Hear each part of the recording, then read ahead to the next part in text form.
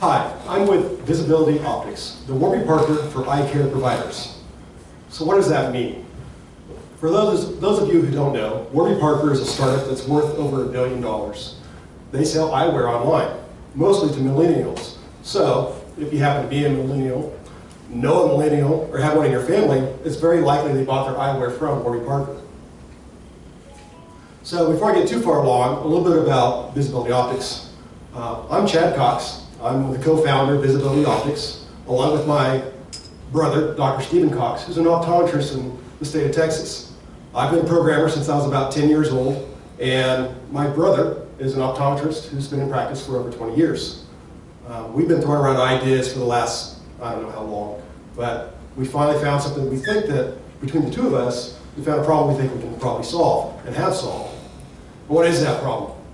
Eye care providers are losing prescription eyewear sales to online retailers in big box department stores at an ever-increasing rate. So, how do we solve this? Well, we provide an online to offline virtual optical that allows eye care providers the ability to sell prescription eyewear online and really recapture that market share that they're losing at a very steady rate.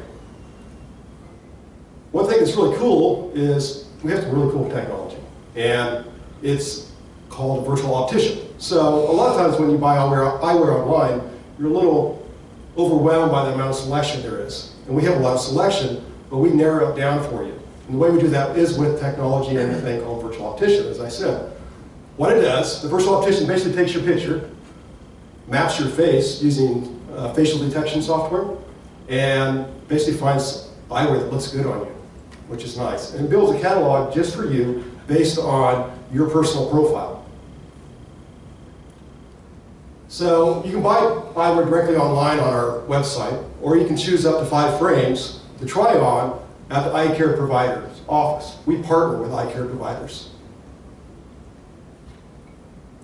So this is a pair of eyewear. I happen to be wearing it. My computer picked these out for me, which is actually pretty cool. You know, the software found it, and I liked them, and they look good on me, and I'm a happy patient. So one thing to think about when buying eyewear online is it's not as easy as it sounds for the patient.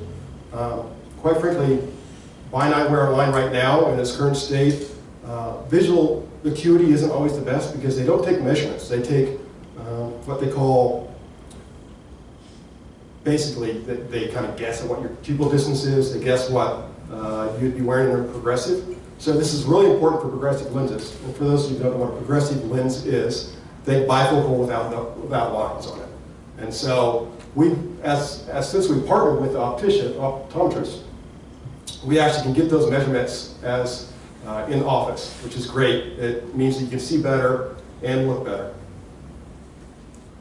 All eyewear is funneled through the optometry office, which is great for both parties involved. So my wife has been with the same optometrist for the last 30 years. They have a great relationship. She knows the staff that's in the office. Buying it online, you don't get that. Buying it online and going into the office, you do. You continue that relationship with your eye doc, which is great. So what does the market look like right now? There are over 22,800 independent optometry providers in the U.S.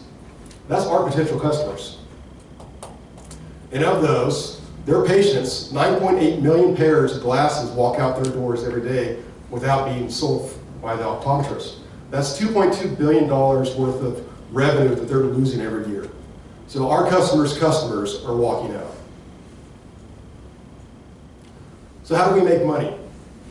We are a combination of subscription-based and revenue sharing. So we charge $99 a month to the optometrist for our service, and we take an 80-20 revenue split. They get 80%, we take 20%. Where are we at right now? We're pre-revenue. We have great potential. And by the year 2020, we are projecting annual sales revenue of over $133 billion a year. So we're Visibility Optics, the visibly better way to sell eyewear.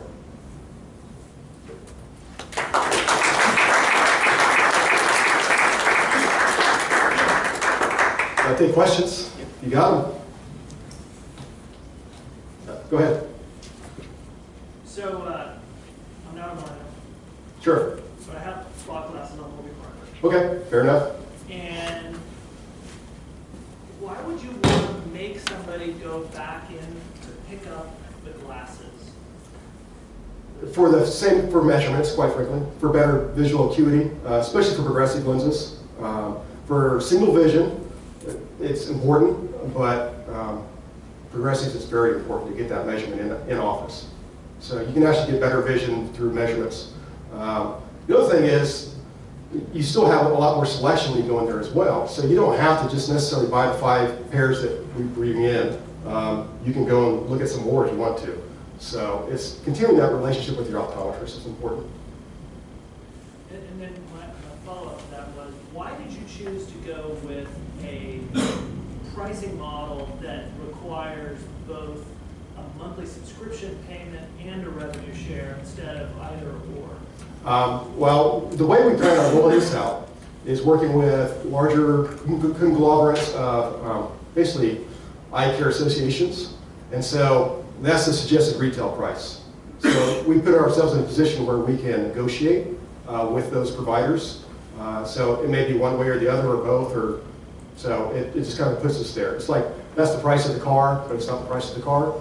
So you put both in there so that as kind of a signal that we can do it. We can work with them. So typically working with a eye care association, they'll want to take a small percentage for it. Of it, so we work with them on that and kind of come up with a solution that works for everybody. Yeah, go ahead. So how are you going to avoid the rivet and sway failure? So rivet and sway, for those of you that don't know what rivet and sway is, they were a kind of a Warby Parker model. They sold exclusively to women, and people loved them. The problem they found is shipping to home cost them a lot of money. And so Warby Parker follows a model where you ship up to 5 pairs of glasses to your house and you can try them on. They also have found, Warby Parker has found, that it's costing them a lot of money. Obviously shipping is expensive. And so they're starting to open up opticals themselves. So this goes along with your question as well. A lot of people think that's because of the shipping costs.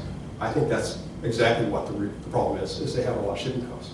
So we have avoided that issue by having them come back into the optometrist, because we can have some of those frames in stock. We can work with 22,800 optometrists in the U.S. That gives us a big network to work with.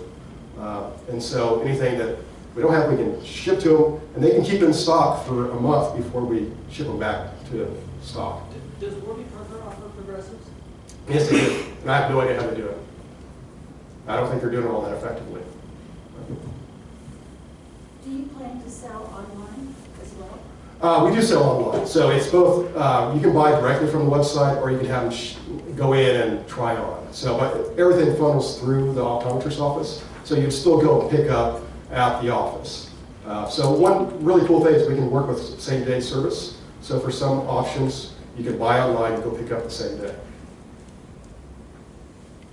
Go ahead. So those 5 glasses that you send out for every sample order, prospective order, do you own those glasses? Are they on your inventory list? No, they're actually not. They're from another distributor. They're from a distributor that we work with. So we don't have any. So you're not carrying that balance? We don't carry any stock, any inventory. So, go ahead. You said that 19 point, however many million. Right.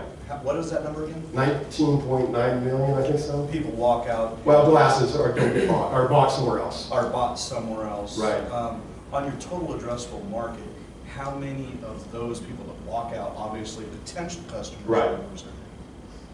will use your service? Well, that's a very good question. We'll have to see. I think we have an advantage there, so it's just a matter of, I don't know at this point. That'd be just a guess, but we're hoping to get a lot of them. So that's always the goal, right? Yes? So you put a lot of emphasis on progressives. Yes. And I'm wondering, did you consider focusing yourself even further than the better version of Warby Parker? Huh? And make it more about we're the Warby Parker for progressives? Perhaps. The thing with progressives is they're more for people over 40, quite frankly. So, yeah, no, absolutely. I'm over 42, so. I don't know how to use a computer. No, that's not it at all. That's not it at all. Obviously, it's not necessarily our exact audience. So, but that could grow, absolutely. And that's something we have kind of thought about. We can kill Warby Parker on progressives as far as pricing too. So, it's a good thing. So, yeah, that's not a bad idea. Jack, go ahead. I just had a follow-up to the percentage of total addressable market. Is when you showed your revenue, it looked fairly straight line, the growth Yes. you were predicting. And I was just wondering what numbers went behind that, because it seems a bit unique for this type of model. Well, actually, it was based on selling 20 pairs of glasses from each optical that we hope to acquire and get into. So it was a doubling of that. So that's why it was pretty straight line. Straight line. It was straight line. I have to go back through and look at exactly what but it was based on 20 pairs of glasses sold, which isn't very much for an optical. My brother sells 20 in a day. So it could be a lot more than that. 20 per year, 20 per month? It'd be 20 per month, yes. So that's based on 20 per month.